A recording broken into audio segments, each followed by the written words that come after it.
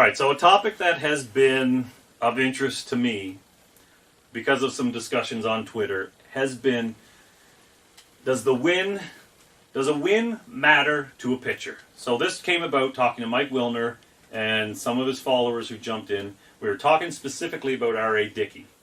And I mentioned, some people were saying R.A. Dickey, he sucks, blah, blah, blah. And I mentioned his win-loss record, which was under 500 now as a J in his 4 seasons. And I thought that meant something. And he said, wins and losses don't mean anything. We come from the same belief that sure, pitchers can win with good teams, but sometimes you got to give the pitcher credit where they can actually win without the team. And that's what we're kind of hitting on here, how pitchers can kind of win games on their own. And a lot of people have this belief that it's the team. That, like, for example, Hutchinson last year had 15 or 16 wins and had a 6 ERA. That's a good example of a team winning for a pitcher. Yeah. Vice versa. There are also pitchers out there that had no run support. And we have the data to back it up here, guys. So instinctively I thought, this is wrong. And I thought about Roy Halladay in that scenario. Roy Halladay has a .661 career winning percentage and over that time his team had a .503 winning percentage. Yeah.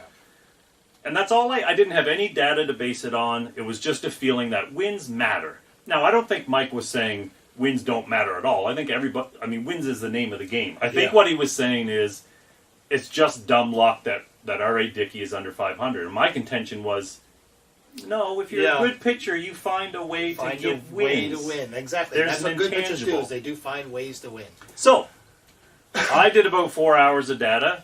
It's not Fangraphs type data where I went, into the caves of the world to find the best information I could. But all I did was I went to a list of Hall of Famers. I randomly selected 20. Mm-hmm. Randomly. Okay? I didn't want any funny business in this. I didn't want to try and prove my point. I wanted to know myself. Does this matter? And all I did was compare the Hall of Famers' win percentage against their team win percentage. So what the team did the whole time they were on it. Sure. So I was going to do a certain number. I did 19. And I did 19 because I proved my point and didn't realize and realized there was no sense in going on. And what pitchers did you choose?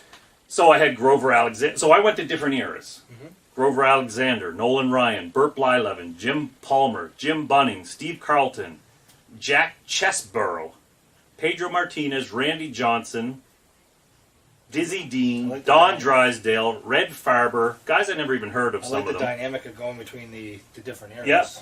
Yeah, I went to 1800s right up. Yeah. Bob Feller, Whitey Ford, Hal Newhouser, Bob Gibson, Tom Glavine, Lefty Gomez, and Phil Necro. Okay. And this is what I found. Every single one of them outperformed their team's winning percentage. Yeah. Every single one of them.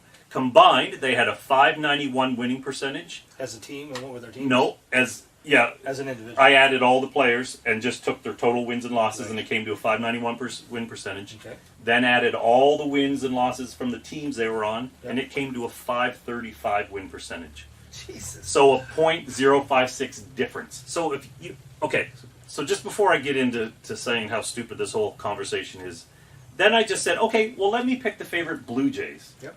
The top Blue Jay pitchers that we thought existed.